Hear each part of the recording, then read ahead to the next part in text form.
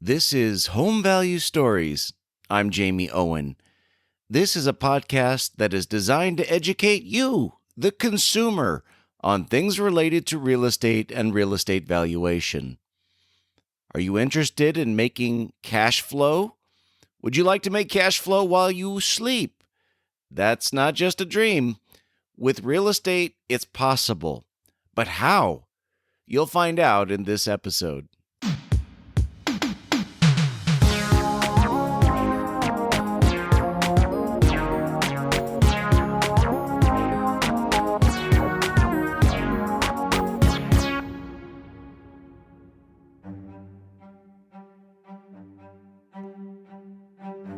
People purchase homes for many reasons. Some to live in them, others to use as a second home, and then, of course, there are those that purchase homes as investments. When it comes to purchasing a home for an investment, there's a lot to think about. What kind of home should you purchase? Do you buy a fixer-upper or one that's turnkey and ready to rent? What makes more sense? Purchasing a single-family home or a multifamily home? To help us with some of these questions, I sat down with Willie Mandrell, owner of the Mandrell Company and founder of Wealth Builder Nation.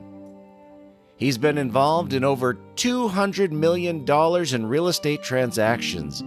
He's a real estate investor, a broker, a coach, and a lecturer. He is also author of the book Cash Flow Secrets, a book that offers guidance on real estate investing and finance tips. Mr. Mandrell has also been the focus of numerous trade magazines.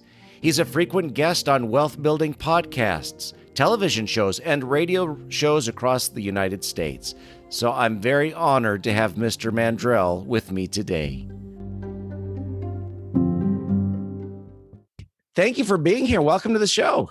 Jimmy, I appreciate you having me on. I appreciate the opportunity. It's my pleasure. My pleasure. So you're located in Boston? I am. So you say I'm still wearing a sweatshirt.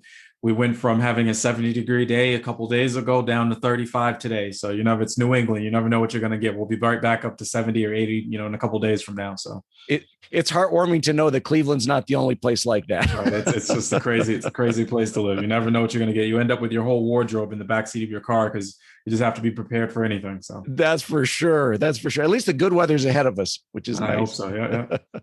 Yeah. You must be incredibly busy right now with real estate and all this going on. How are things going? Good. It is a busy time. I mean, it's funny because you feel like you could be busier. The inventory is still, very low right now. I know the rest of the country is experiencing something similar. Even more so for Boston, we had a very, low inventory levels even before the pandemic. So, but I am staying busy. It's, I do a lot of construction projects. I do a lot of most of my primary business in the investing world now is not going out and buying rent ready or move-in ready properties. I'm going out and creating a lot of value through buying dilapidated or, properties that need an extensive amount of work, fixing them up, renting them out and holding on to them. And we have several projects in the works right now. And just working in the city with all the bureaucracy through, city of Boston, it's difficult anyway. So we spent a lot of time in permitting and begging inspectors to push us through. So that's a lot of red tape. Your accomplishments are impressive. I mean, I was reading your story, the article in the Business Insider on how you went from flipping burgers at McDonald's to being a self-made multimillionaire, which is incredible. How did that happen? What's your journey like? Listen, first, I'd like to back up because when writers write, you don't really get a lot of sometimes stay on headlines and everything. And though it is true, I was working at McDonald's when I was 16 years old, so it wasn't exactly like I was, an overnight success. I've been at this for about 15 years now. The McDonald's to multi-millions is a little bit of a stretch. Like I said, I was working at McDonald's when I was 16, and the reason they referenced McDonald's in there is because I learned throughout McDonald's, and I tell this story, a lot. I thought I was kind of the man when I worked at McDonald's. I was 16 years old, and they trained me on the fryer later, and I was flipping burgers, doing the cash register and drive-through, and did it all in like 2 weeks. And I was like, there's nobody better than me. And 20 something years later, 20 plus years later, I figure out that I'm not the man at all. It's just because McDonald's had some of the best systems and procedures in the world where they can train any dummy like myself and to do anything within a matter of weeks. And I try to apply those same concepts in my business now. When I figure out how to do something, I go to an auction and figure out how to do or pick up an auction property well, and go through my acquisitions procedures. I document everything as if I'm working, or I was the guy at McDonald's, putting it into a binder, putting it into a procedure. I do video procedures now as well. That way, when I create a system and I find something that works really well, I'm able to hand it off to a virtual assistant or an employee or a subcontractor, and they can repeat that process a la McDonald's, a la the French fry, dipping in 500-degree oil for exactly 2 minutes or whatever it may be. It was a great story. It provided some exposure for me. But I've been like I said, been in the business for 15 years. Started in 2006, 2007, the stock market crashed. 2008, the housing market crashed. Rode the market the whole way down. No regrets. Made some great investments in 2011, 2012. Made one of the best investments of my life in 2012. That property has tripled in value in the last 9 years now. And it's been a roller coaster ride. You have some good years, some bad years, but I really enjoy, kind of the process and, kind of building up, and now looking forward to seeing what, the pandemic brings. My personal opinion, not to drone on, we have a lot of things propping us up right now, PPP money and unemployment and stimulus checks and Sally Mae being deferred and mortgage moratoriums and eviction moratoriums. And it's just a lot of government injection. And I'm curious to see where we're going to end up in the next couple of years, but I'm keeping my eyes wide open. I don't think it's going to be a 2008, but I think there's going to be some opportunity over the next couple of years as well. I completely agree with you. It'll be interesting to see what happens. I don't know how you felt, but about a year ago, I thought the housing was going to tank when this pandemic first started, and the exact opposite happened. Right. Exactly. Exactly. Couldn't have seen that one coming. Exactly. But I mean, that goes back to all the things that are artificially propping us up right now. Right. I mean, you have, I have a tenant, I'm not saying, it's bad for me, but I have a tenant who owes me $20,000, hasn't paid rent in 13 months now. So those things, right. Those things, my sister-in-law hasn't paid a Sally Mae payment in, over a year. My brother-in-law, is mortgage moratorium or, mortgage forbearance is in place. He's had some struggle. So we are yet to see where we really are, in a real free market. You're right. The bottom of the market should have come and it should have bottomed out then, but it didn't. And we'll see how these things play out. The government is going to have to pull back at some point. Interest rates is another thing. Interest rates are at, how do you have a market crash when interest rates are at 2%? Right. It's kind of like, I refinanced my house like 3 times in like the last 3 years. I'm paying 2.5%. I bought my first house at 6.7. I was paying 6.75 on my first mortgage in 2006.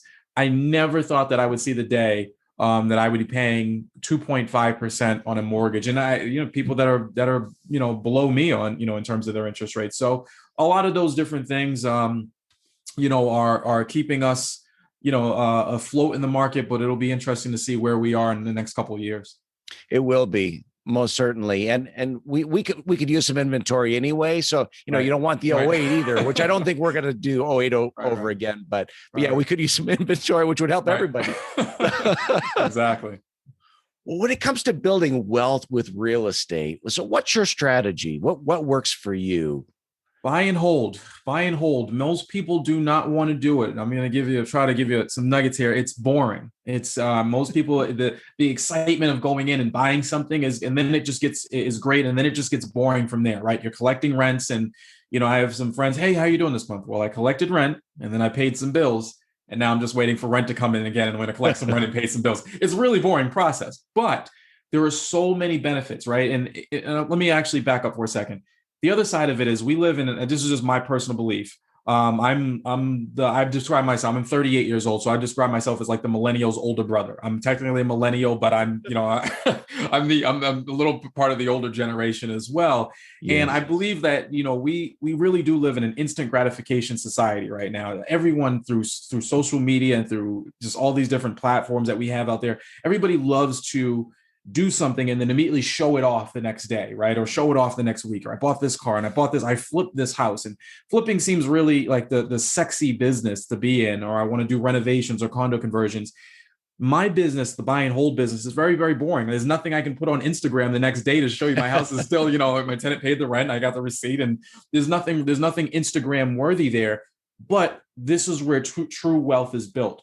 And I'll try to give you an example here for all the people that are watching Flip That House on HGTV and Flip That House and all this.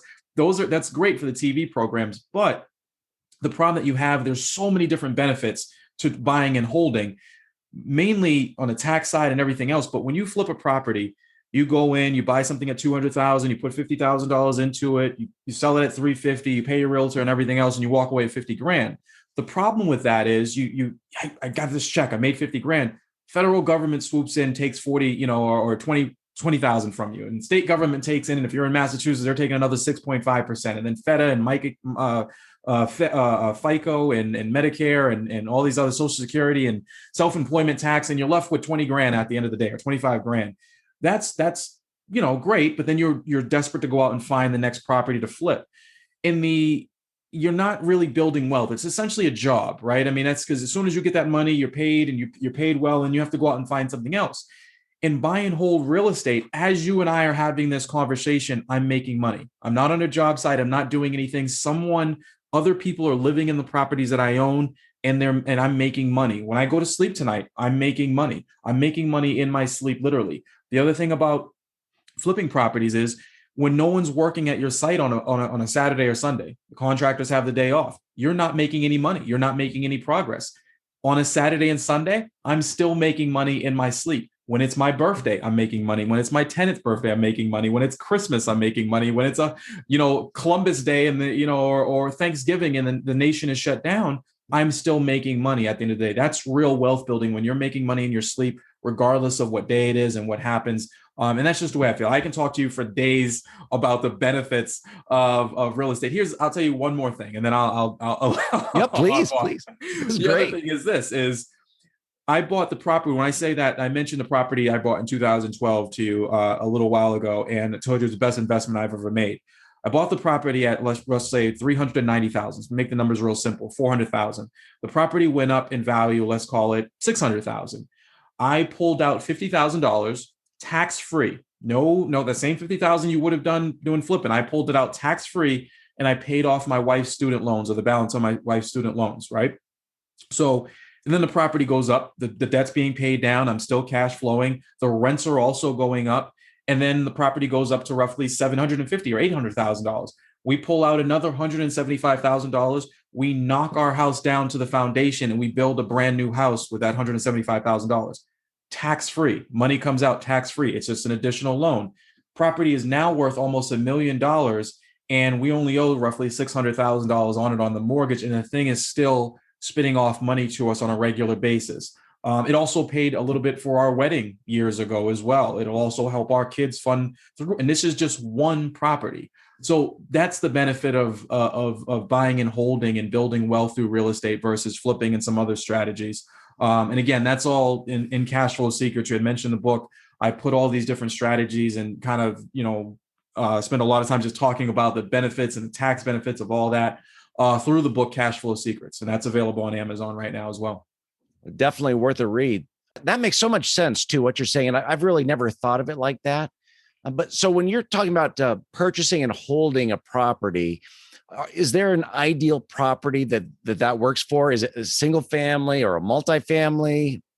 Sure. It depends on where you are. I mean, here in the Northeast, and I would say, specifically Boston, the single family model doesn't really work. The rents are not high enough to justify the high price point. For instance, our single families here run, let's call it 550 to 600,000, a typical single family. They're only gonna rent for, call it $3,000, which is not going to cover your mortgage, taxes, insurance, bills, landscaping, maintenance, and everything else. So in this particular market, in our market, I would say you have to really, I only invest in 3 and 4 family properties within a couple different neighborhoods. And three is the model that I found that works best in terms of getting you over the hump. 1 unit is vacant. I'm only losing 33% of my rent. Typically, the other 2 units are covering all of my expenses. That third unit now is now occupied and filled back up. Now I am now cash flowing again and putting money in my pocket. I had mentioned a tenant that owes me $20,000. The only reason that I'm not in mortgage trouble myself, I'm still able to pay my mortgage, is because that's only 33% of my rent that's coming in. The other 2 rentals are covering all of my expenses. Though I'm not putting any money in my pocket every month, or I haven't been over the last, the duration of this pandemic, I'm still able to stay out of financial trouble. I'm not forced to sell the house. And then once, as we come in, the tenant is now seeking, assistance. Hopefully those bills will be paid off, and now that's all cash flow into my pocket. So It's really protection right, in right, situations exactly, like this. exactly. You just in multiple units. It's what they call the economies of scale. As you start to scale up, 1 unit protects others, so to speak. Right, the cost of each managing those properties goes down. The cost of the snow blower, the leaf bags, the rock salt, just maintenance in general, it all kind of shrinks as you start to scale that business through what's called economies of scale. So when you're looking for a property, so what are some things that you look for? I know you'd mentioned you look fixer uppers. Right. Yeah, sure, sure. So, if you're brand new to the business, like I said, I do extensive amount of rehab. If you're brand new, you're probably going to go for something a little bit more rent ready. You want to worry about initially the legals, understanding landlord tenant law. You want to worry about accounting, understanding your bookkeeping aspect of it. You don't really want to be worried about renovations and contractors. I mean, that's a lot in the beginning. Once you get a good handle on your bookkeeping and your accounting, and you understand the tax ramifications and benefits of real estate, and you understand the simple property management techniques and landlord tenant law within your particular market, then you could start looking for things that are light rehabs. Kitchens and bathrooms. The cabinets are disgusting. The refrigerators, the appliances need new appliances, fresh coated paint, things like that. Those are the right rehabs. Those you can find out there. I mean, those you're still going to have some competition with, but you'll have less competition. The more extensive the rehab, the less competition you'll have in the particular market. People are going to go in, they're going to be like, it smells in here. There's a dead something in that corner. I'm not really sure what it is, and they'll stay away from it. The more you can see through the mess, the more value that you'll be able to create, and the more appreciation that you'll see with that property. For me nowadays, I'm going in and I'm going for things where you wouldn't even put it on MLS because it's so bad. The roof is leaking. There's a hole in the roof. There's snow coming through. There are rodents running through the property. The windows are drafty. Here in the Northeast, obviously, if you don't have a good heating system, you might have frozen pipes. Just all types of just problems, things that you couldn't move a tenant into. And what I do is I go in and basically gut the entire building. I bring everything down to the studs. And that's where my red tape comes in. You have to go through the city when you go through that, pulling permits and making sure everything is structurally sound, put them all back together. And my typical model now is I buy a 3-family, roughly 600,000. Let's call it, just to keep math simple, I put about 200,000 into it. So I'm into it for about 8. And it'll be worth about $1 million at the end of the day. So creating about $200,000 in equity on the back end. And though those properties are not easy to find, this is where creating a niche for yourself comes into play. You want to create, if you're bouncing from market to market and you're going from North Shore to South Shore, uptown to downtown, you don't really know what's going on, and none of the brokers, none of the investors, other investors, none of the wholesalers in your market really understand what you're looking for. Within Boston, I focus on 3 particular neighborhoods, and I have a very tight niche of 3 and 4 families. Most of the investors, wholesalers, other agents don't even really call me unless they have exactly what I'm looking for, because they know the single family, I'm not interested. The flip, I'm not interested. The house in the burb, I'm not interested. I want in these particular markets, the 3-family, the 4-family, and I need an extensive amount of work that needs to be had. I don't want to compete with the retail buyer in the market. So to answer your question directly, how do I find those? You just have to put out a lot of marketing. You just have to talk to everyone. You have to talk to real estate agents, go to networking events. You have to hop on meetup.com. You hop on eventbrite.com, anything that's going to get you in front of people and tell them what you're looking for, and staying consistent with the message. I don't go out to the market and say, Mr. or Mrs. Real Estate Agent, send me deals. That's too vague. That's, you don't, no one knows really what that means. And then you're discouraging your agent when they send you something. You say, no, that's not for me. No, that's not for me. I say, Mrs. Real Estate Agent, when you find a 3-family in Dorchester, Roxbury, and Mattapan areas of Boston, and it needs an extensive amount of work. When I say extensive, I mean roof. I mean, you would walk in and you're going to be disgusted. That's what I mean when I say extensive.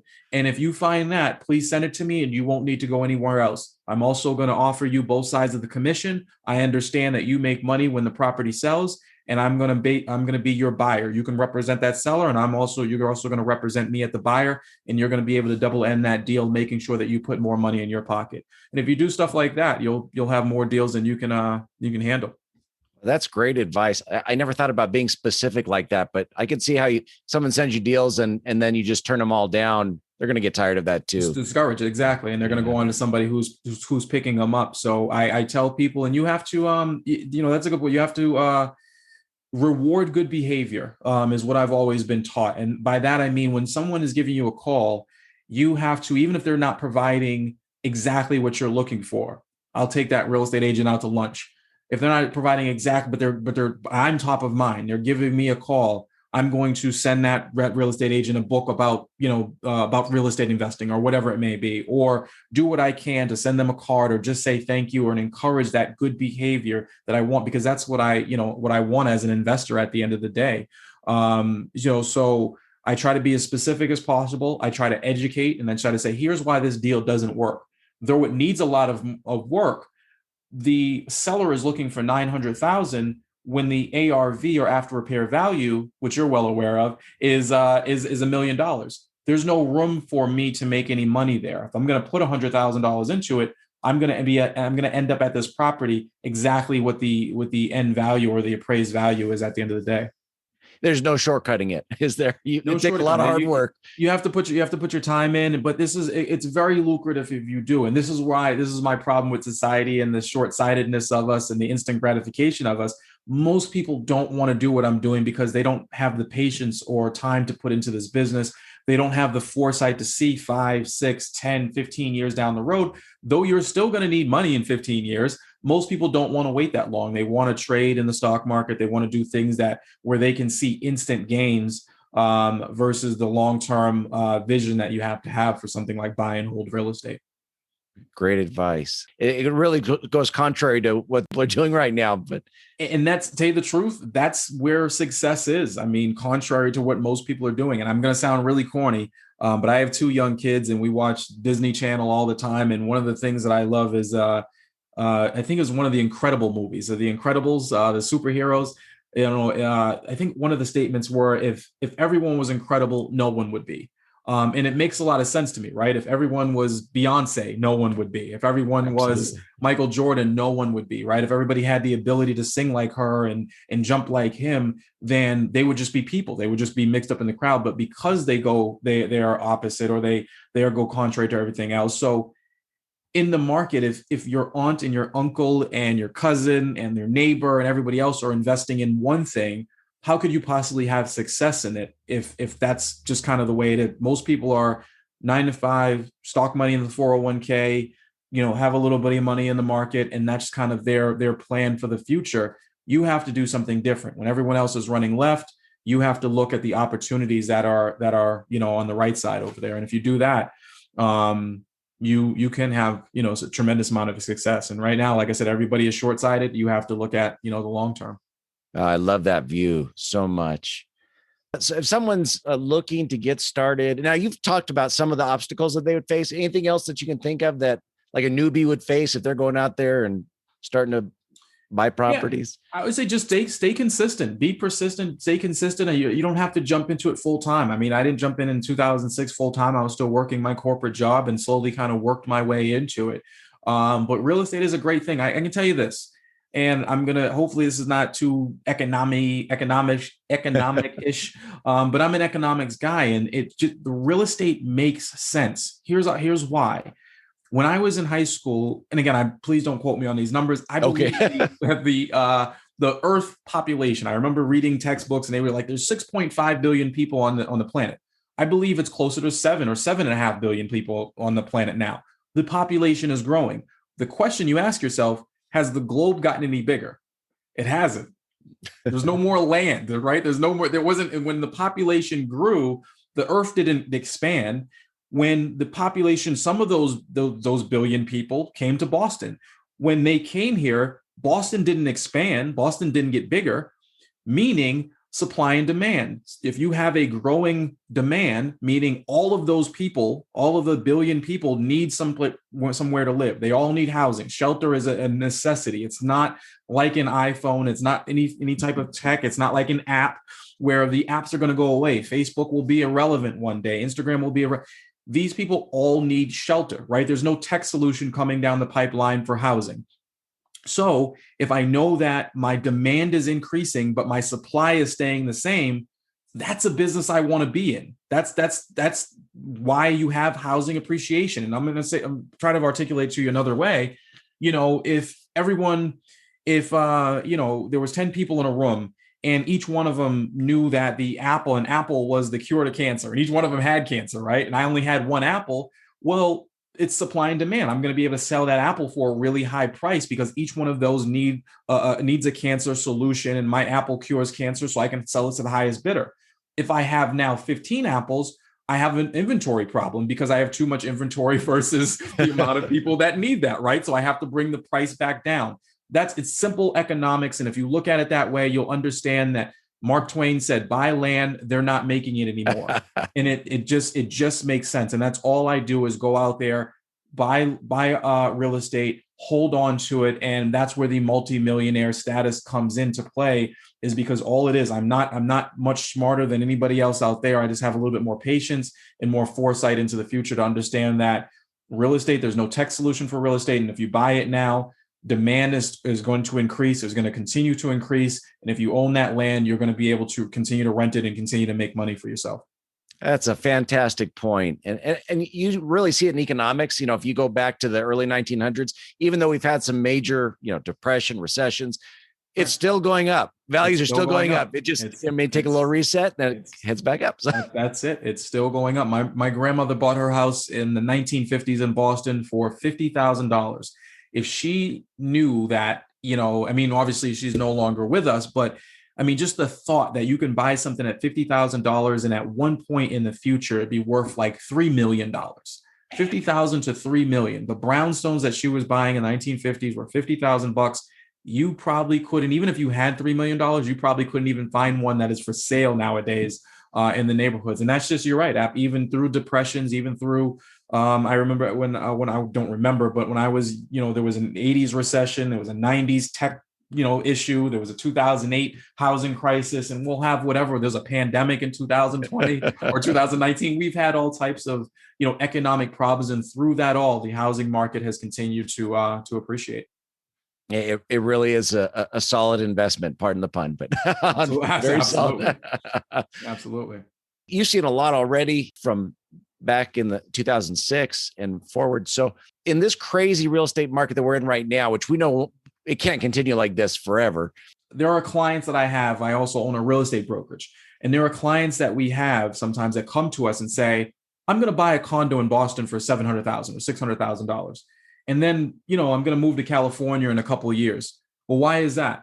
Well, I'm going to buy the condo at $600,000, and then a couple of years, I'm going to sell it at $700,000 and move to California. Where do you get those numbers from? That's pure speculation. That's not an investment. That's speculation. That's hoping the market appreciates. We inform that client that they shouldn't do that. What you should do is you should buy a multifamily property, and a property that is producing income and producing enough income that after all the expenses are paid off, it's cash flowing and producing you income. That way, let's say if my brother-in-law finally is right, his broken clock, twice a day, thing, he finally is right, and the market does take a 10%, 15% dip, that condo investment was a bad investment for you. The multifamily investment is still going to be producing income for you, right? I mean, even if the value of that property goes down by 10%, it should still be cash flowing for you. And in the way it works in Boston, we find that even when you do see a little bit of a dip, again, it goes back to supply and demand. The majority of the crowd is going to be running away. When they see a 10% dip, the majority of the crowd is going to be running away. And if they're running away, then what are they doing? They still need a place to live. They're renting. And if they're renting and the demand for renters now goes up, those of you who own property are going to see an appreciation in your rents or back in your value. And it's just that constant swing back and forth, right? So buy multifamily, buy something that makes sense. Regardless, don't try to time the market. Just be patient in this market. There's a little bit less inventory. You're going to be competing with a whole bunch of buyers that are going over asking price. Stay consistent, stay patient. But stay out there and stay active. I would not encourage sitting on the sideline. I can see, I'm not a proponent of just going and buying anything, just jumping in, but stay patient, keep your eyes open, and there's going to be opportunities. And again, I think over the next couple of years, as we start to see where we really are economically, there's going to be some things that pop up as well. Yeah, that makes a lot of sense. I have to ask this because I'm a real estate appraiser. Yeah. Do you rely heavily on appraised value, like after repaired value, or do you have a pretty good pulse of what's going on and you don't really need those kind of services anymore? No, we do. I mean, we typically don't, because I also own a real estate brokerage. And so between the real estate brokerage and the access that I have to data, and then also keeping my niche very tight, I really understand the market. So, and this is no disrespect to anybody that's in your business. Often I understand my particular niche better than the appraisers do, because I understand the nuances of the particular neighborhood and street by street. Again, they're looking at a zip code and they're saying, hey, everything within the zip code and this square footage sold for this. I'm saying, no, that street is not the same as this street, though it's right next door and they're running parallel. They're completely different neighborhoods, so to speak. So, yes, we still rely on the appraisers to confirm our suspicions about value and everything else. And when my numbers and the appraiser's numbers come in right in line, it's confirmation for me that I know what I'm doing and that I can honestly go into this property and create the value that I think I'm going to create. Sometimes the appraisers come in lower, sometimes the appraisal comes in higher than expected. But for the most part, for me and my business, I'm relying on the history of the neighborhood and, kind of my understanding of the trends and everything else. That's a good reminder too, for us appraisers out there to really do our homework to make sure that when we're valuing a property, we really know that micro market and what's going on there too. We've just scratched the surface. I realize all that there is to learn, but we appreciate you sharing your wisdom with us and your experiences. And I know that you offer like real estate coaching and mentorship.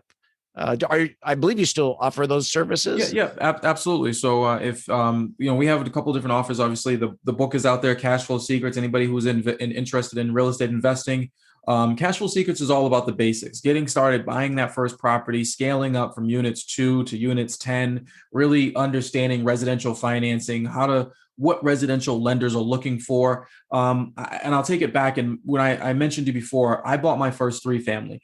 My girlfriend, who's now my wife at the time, I knew we had been together for 5 years. The relationship was going well. I knew that we were going to get married at some point. So I told her, instead of us trying to live together, why doesn't she go out and buy a 3-family herself?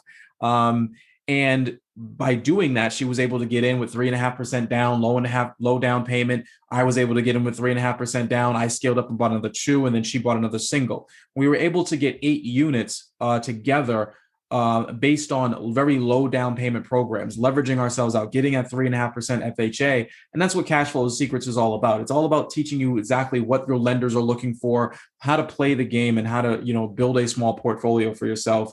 Business Secrets, the next book should be released in the next couple of months, is about scaling up from units 10 to units 200, so to speak. But to answer your question, yes, I also do coaching. It's mandrellco.com/coaching. Go there. You can get a free 30-minute session. We can chat about your needs, your business model and everything else, and kind of pick it apart. And then if you want to take further coaching sessions, we can talk about it. And then we also have networking groups across the country, depending on where you are. We're in about 20 different cities. And if you go to wealthbuilderclubs.com, you can go there. About 4,000 members, excuse me, within the groups right now. We're in Boston, Chicago, Florida, the Carolinas, Virginia, San Francisco, various other places. Even if we're not in your city, you can certainly join the closest city to you. We do a lot of webinars, educational events, where you can hop on and just kind of learn about hard money, private money, commercial financing, and everything else under the sun. Oh, that's awesome. If someone wanted to buy your book, Cash Flow Secrets, is it on Amazon or? It is on. So sorry. Yeah, it is on Amazon. You can Google Cash Flow Secrets or just Google Willie Mandrell. It should pop up in either sense, but it is on Amazon as we speak. Awesome. And then I know you also have a YouTube page with tons of great information as well. YouTube.com/W Mandrell. So and then I'm also on multiple other social media platforms, Instagram, Facebook. What else is out there? Clubhouse, LinkedIn. I'm just an Instagram guy. LinkedIn, yeah. I mean, I'm trying to stay on all of them. Sometimes it gets overwhelming for me, it does. Me too. Yeah. But yeah, definitely you can Google Willie Mandrell and you'll find me on the platform of your choice. Oh, that is awesome.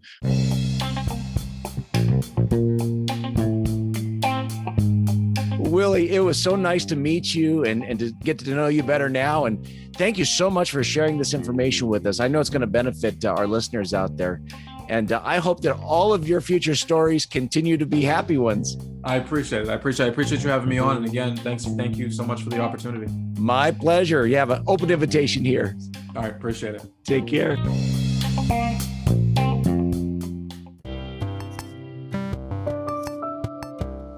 I hope you learned something about real estate investing today that will benefit you if you're thinking about purchasing real estate to generate cash flow. Willie's book, Cash Flow Secrets, is a fantastic book filled with valuable information that can help you if you're looking to successfully make money with real estate. I own the book and you can too. As Willie mentioned, you can find it on Amazon. If you're interested in being coached, go to his company's website at www.mandrellco.com and click on coaching. If you're getting started in investing in real estate and need to know the value of a property you are thinking of purchasing, both in its current condition or its value after it's been renovated. And if you're in Northeast Ohio, give me a call. I'd be happy to help you. You can find me at aspenappraisalservices.net or the clevelandappraisalblog.com. If you're not in Northeast Ohio, go to findmyappraiser.com. They have the best appraisers that will work hard for you, the consumer. I'd like to also thank Willie Mandrell again for coming on my show today. I really enjoyed our visit. Look out for his next book entitled Business Secrets, which will be out soon. If you're a real estate professional and have a topic that you'd like to visit about on my show, send me an email at homevaluestories@gmail.com, or you can message me on Twitter on my Twitter handle @storiesvalue. I look forward to getting together again with you next month. In the meantime, I hope that all of your stories are happy ones.